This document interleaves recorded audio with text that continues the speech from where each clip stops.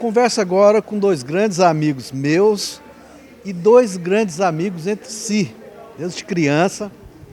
Professor Edson Carlos, nosso mestre Carlos lá da SGTV, do Almanac Confusão, e também o Sérgio Bueno, professor da UFMG e são gotardense também, e uma grande pessoa da literatura aqui em Minas Gerais, um crítico incrível. E a gente conversa com esses dois sobre esse momento que uniu essas duas personalidades, essas duas personas extremamente gratas aqui de São Gotardo, num assunto que todos nós que chegamos a ler um dia nos engasgamos, né, Carlos, né, Sérgio, que é o Grande Sertão do João Guimarães Rosa. E vou começar falando aqui com uma pessoa.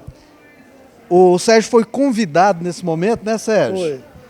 No último momento aí, mas o palestrante é o Edson. É o Edson que preparou um material sobre o Grande Sertão. Sobre o Grande Sertão Veredas, exatamente. Eu tive muito prazer de acompanhar a palestra e de vez em quando dar um palpite ou outro para participar de algum modo dessa conversa sobre o livro que é o livro mais importante da literatura brasileira, no meu modo de entender a literatura hoje. É isso. E interessante que dois professores, os professores sempre dão uma volta para levar a informação até o aluno, né, Sérgio? Sim. O professor Edson, então, é muito conhecido nesse sentido, né? De contar histórias dentro das histórias, né? É uma forma de, como dizer, as pessoas perceberem do sentido das palavras, né? Exatamente. E histórias é o que não falta no Grande Sertão Veredas. Na verdade, é um livro que é um conjunto de histórias, embora tenha também uma narrativa, tenha um enredo. Mas são várias pequenas histórias que, na verdade, são, o Edson falou essa expressão, uma grande lição de vida. São pequenas lições que vão se transformando assim, numa antologia da própria vida humana. Edson, você hoje enfrentou aqui, como diz o povo do Gordura, um angu de caroço, não é isso? Você teve uma hora aqui para falar de um livro incrível, enorme, né? E não só no número de páginas, mas também num conteúdo muito denso, né? Conta para nós desse momento aqui. Edson, olha, não é fácil. Na hora que eu encarei o público, eu falei assim, meu Deus, como é que eu vou falar isso para esse pessoal? Para eles entenderem não só as palavras, mas os sentidos também, né? Eu até contei a historinha lá do sonho, né? O cara sonhou com uma mulher feíssima e ele era um cara muito culto, instruído, sabia tudo, né? E ela perguntou para ele, você entende as palavras ou os sentidos? Ele falou, as palavras. Aí a mulher feia ficou bonita, né? Aí ele achou que se falasse também o sentido, ela ficava mais bonita ainda. Só que falou, não, entendo os sentidos também. É mentira, né? Ela ficou feia. Então eu olho assim para as pessoas e falo assim, será que eles vão entender alguma coisa? As palavras sim, mas os sentidos... Mas de qualquer maneira, a gente não entende tudo mesmo, não. A vida é assim, a gente vai entendendo devagarinho. Isso está no livro também, a gente não acorda de uma vez, não. Leva tempo para acordar. A gente é besta durante muito tempo. É interessante que para o mundo inteiro, o Grande Sertão em Veredas é um clássico, realmente, um livro, um dos grandes livros da literatura mundial, não é isso mesmo? E para nós, de certa forma, mineiros, ainda mais importante, porque ele acontece aqui dentro do Grande Sertão, dentro do Cerrado, onde nós estamos inseridos aqui, onde nós vivemos e crescemos, né? E isso está tão próximo da gente, né? Que também esse sentimento é importante falar dele, né? Também, claro.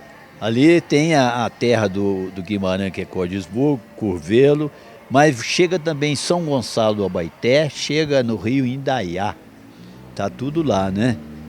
Que é mas vai para esse norte de Minas, vai para Monte Azul, vai para Bahia, Goiás. E essa terra é que o Guimarães, que foi um diplomata trabalhando em Berlim, Hamburgo, né? Ele era do Itamaraty, e, no entanto, ele não esqueceu as origens dele, né? E conseguiu produzir uma obra fantástica que lembra, por exemplo, o Fausto do Goethe, que também é uma obra extraordinária. Ele levou 60 anos para contar o grande drama humano, que é o drama da ganância, da ambição. Essa palavra, ele usa a palavra desmedido. O cara não tem medida para ele. Ele tem uma casa que quer ter duas, tem duas que quer ter quatro. E isso provoca um desequilíbrio muito grande, né? Exatamente. Essa acumulação toda. Né? E não é só de coisas materiais, não, é de conhecimento também. Eu até produzi um vídeo falando assim, ó, conhecimento é coisa... Como é que é, Sérgio, que eu falei? Conhecimento... O valor, sem valia, a moeda falsa. Conhecimento é moeda falsa. Conhecimento também você acumula e depois não serve para nada.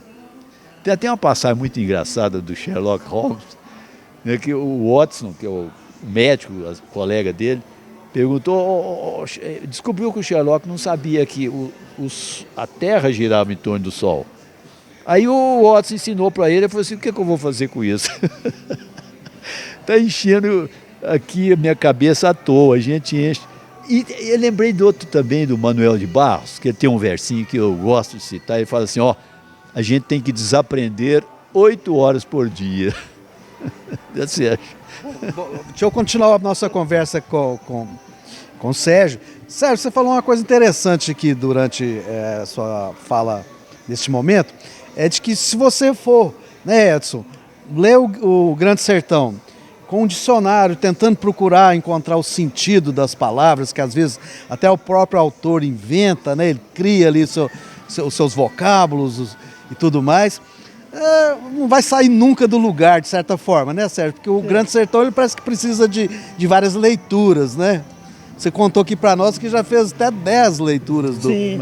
Conta para nós desse segredo de entender, dentro do que o Edson acabou de dizer, não apenas de conhecer, mas de entrar dentro desse Grande Sertão realmente e vivenciar esse romance impressionante.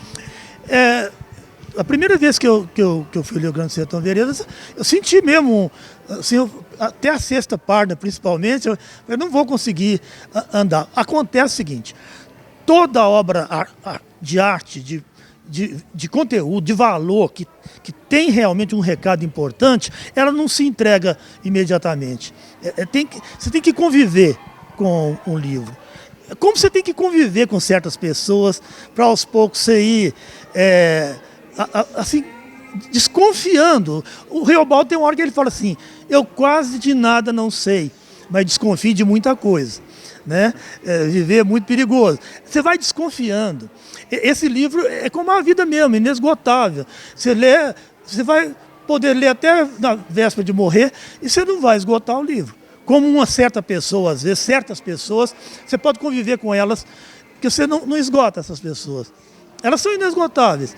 Então, qualquer obra de arte que tenha valor, você demanda clareza, no sentido de transparência, não é o lugar da arte. Se você quer clareza, lê o Estado de Minas, o jornal. Você não vai ter dúvida nenhuma. Você lê, tudo transparente. Agora, você vai ler um poema, né, de qualquer grande poeta, Drummond, Manuel de Barros, Manuel Bandeira, né? Você não vai ler e falar, entendi. Se você estiver falando que entendi tudo, ou você está mentindo ou aquilo não presta. Né? Também se você vira uma pessoa pelo avesso, conversando com ela algumas horas, falar, agora eu entendi tudo daquela pessoa. Das duas, uma, você está mentindo, ou ela tem muito pouca coisa para oferecer, muito pobre, assim, nesse sentido pior da palavra. Então é por aí. Tem que conviver longamente com aquilo que você quer entender.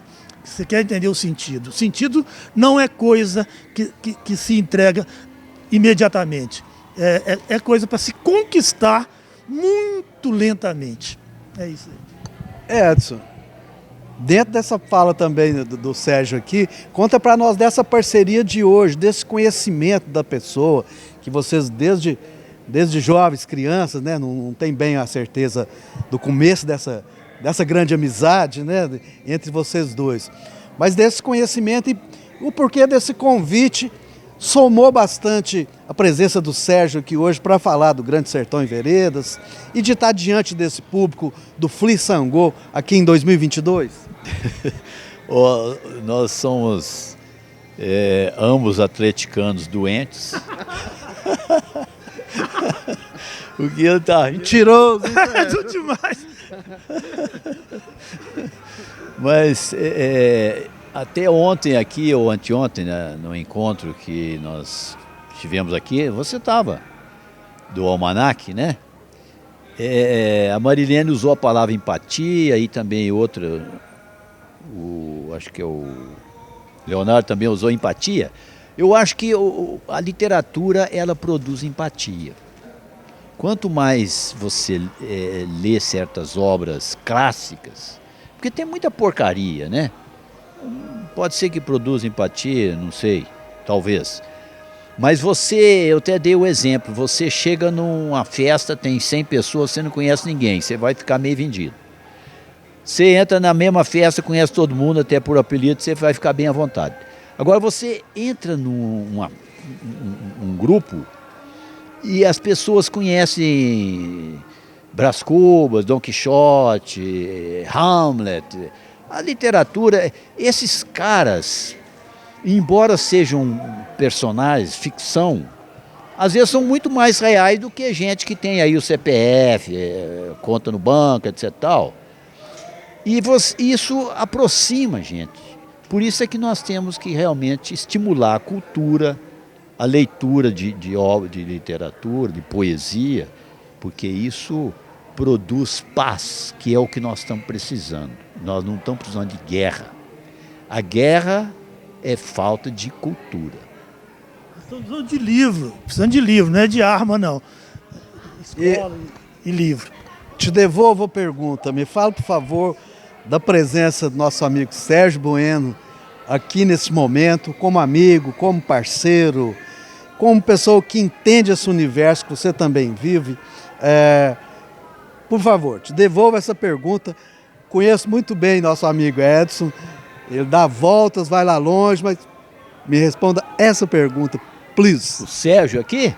Sérgio aqui. O Sérgio aqui. Seu grande amigo também. O Sérgio aqui, meu amigo, a gente vara à noite, às vezes dormindo. Mas o Sérgio é que tem uma passagem do Grande Sertão que eu vou passar para ele responder essa pergunta sobre o amigo. Lembra da passagem, Sérgio? Ó, tá vendo? Eu vou devolver para ele que vai responder. O amigo. Tá vendo? Tá vendo? Eu não consigo falar de cor essa passagem, não, mas eu lembro de alguma coisa lá que fala que o amigo é aquele que você pode virar de costas, que você não toma uma rasteira, que você não, você não fica preocupado, assim, será que eu posso falar isso, posso falar aquilo? Você está tranquilo, você está à vontade, você fala o que vier na sua cabeça. Agora, tem uma outra coisa que eu queria da amizade, e essa coisa é uma das coisas que mais alimenta, e enquanto nós dois estivermos aí nesse planeta, não vai... É assim, por exemplo, eu espero que ele vai falar uma coisa, dificilmente ele fala o que eu estou esperando, sabe? Isso que me impressiona, a surpresa que sempre tem esse negócio da surpresa. Eu não me lembro muito assim, tu vai falar isso, aí não vai falar aquilo, né? Então isso é muito interessante, porque você fala, bom, tem sempre uma novidade ali, uma coisa, né? Porque eu não consigo falar, ele é assim ou ele é isso, né? Por exemplo, ele é atleticano, eu sou, né? Agora ele falou que é, mas ele palavra tem que ver certas coisas por trás das palavras, né? Você tem que, tem muita coisa do jeito que a pessoa fala, na expressão fisionômica, no riso do lado, assim.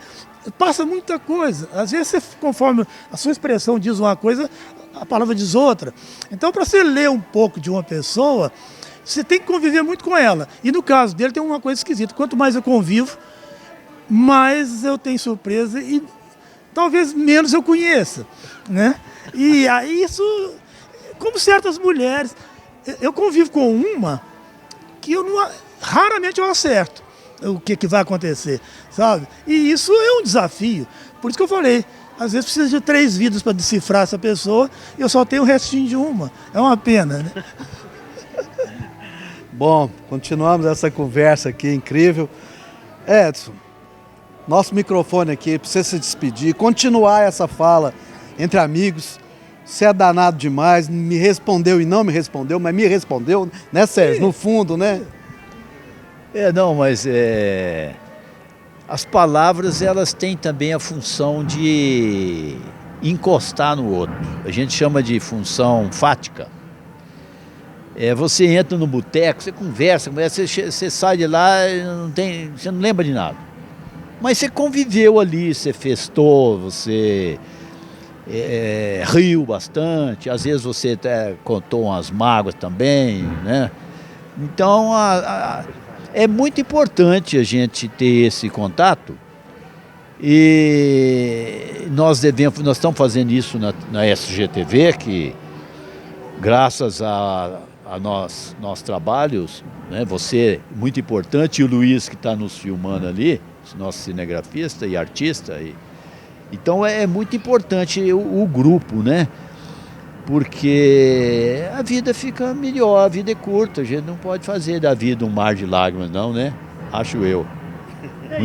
Uma última coisa, essas entrevistas que o Edson tem feito aí, que eu tenho acompanhado, eu tenho mostrado para várias pessoas em Belo Horizonte, essas entrevistas estão dando voz para pessoas que nunca teriam voz. Isso eu estou achando fantástico. Não é só voz para um professor, para um intelectual, para um doutor, para um político, mas voz, por exemplo, para a dona Adelina. Né? Aquilo ali eu fiquei assim, comovido. Os contadores de história que o Edson conversa e pergunta, esse trabalho que ele tem e que as pessoas que estão vendo, estão admirando muito, que eu estou mostrando, é a capacidade dele tem de extrair aquilo das pessoas ficarem à vontade para se mostrarem. Isso talvez uma das coisas mais difíceis que tem nesse mundo. E eu tenho visto isso acontecer nesse canal de televisão. Mas só para finalizar então, Edson, eu acho assim, dentro do que o Sérgio está falando, eu acho que o nosso almanaque também, eu acho que ele tem essa coisa que o João Guimarães Rosa quis mostrar também, em termos do sertanejo, não é? Das pessoas que às vezes eles são invisíveis na comunidade, mas são protagonistas demais de tudo que está acontecendo, não é mesmo? E eu acho que esse caminho é o caminho, de certa forma, de reconhecer as pessoas, né? Exatamente. Nós todos somos sertanejos, a verdade é essa. Tem o coronel sertanejo também. Inclusive, muitos jagunços eram coronéis. E não dá para falar assim, muita coisa que tem lá. Inclusive, eu não falei na palestra, você lê Grande Sertão Veredas, é como você lê Retratos do Brasil, você lê Darcy Ribeiro, você lê Caio Prado Júnior, você lê Gilberto Freire. Você está conhecendo o Brasil. O Brasil é isso aí. Ali tem de tudo ali. Muito obrigado. Pois não, agradeço aqui a atenção de todos e leiam Grande Sertão Veredas. Muito obrigado também, Sérgio. Foi um prazer enorme falar com o povo da minha terra, essa terra que eu falei no começo aqui, quando eu chego ali no alto, é a sensação de estar voltando para casa. Aqui é o meu lugar e aqui vão ficar minhas cinzas. Eu já falei disso aí, o Edson sabe disso. Vamos jogar lá no campo do Esparta, do estádio Olavo Bilac de Resende. Aquele sonho de ser técnico do Esparta ainda está firme ainda? Não, que eu não realizei, né? Talvez não realize, mas o que a gente não realiza é muito forte dentro da gente. Aqui, o sonho da gente, o que a gente sonhou ser, Fernando Pessoa fala, eu sou o que eu sonhei ser. Então, o que eu sonhei ser é jogador do Esparta, técnico do Esparta depois, né? Essa terra, né? Essa terra aqui, que eu sou feito dessa substância também. É isso aí. Deixa eu fazer mais uma coisa. Claro. Perguntar para o Sérgio. Sérgio, tá jogando o Galo com o Esparta. Para quem que você vai torcer? Não precisa de um segundo, para o Esparta. Bom, mais tarde também, o Sérgio também tem a sua participação aqui no Flissango. Mas isso aí é outra história, bem bacana. Mas só uma palhinha aqui, Sérgio, para o telespectador saber o que ele vai receber mais tarde aqui, de informação. O título da minha palestra é A Necessidade do Supérfluo.